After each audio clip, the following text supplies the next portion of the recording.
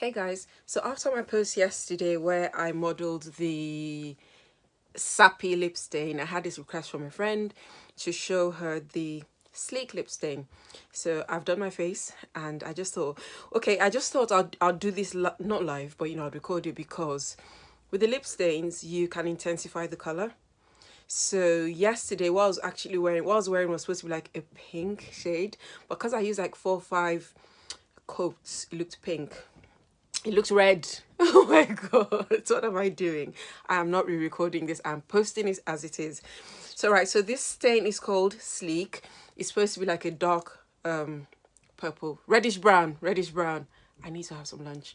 So coat number 1. Okay, you know,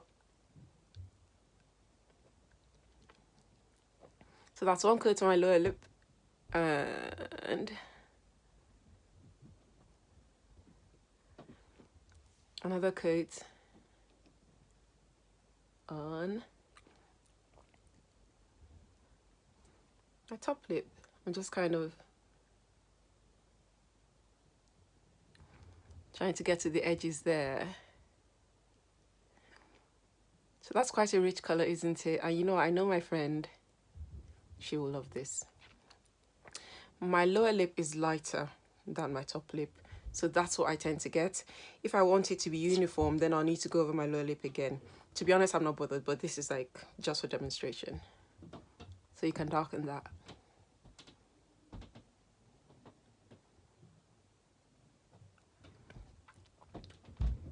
The best thing, as far as I'm concerned, the best thing about these lip stains is that they don't transfer. So they're not lipstick, they're literally stains. They stain your lip and it just stays there. If you give it a few moments to dry, you'll find that it just doesn't transfer at all. This is not very dry, but let's try.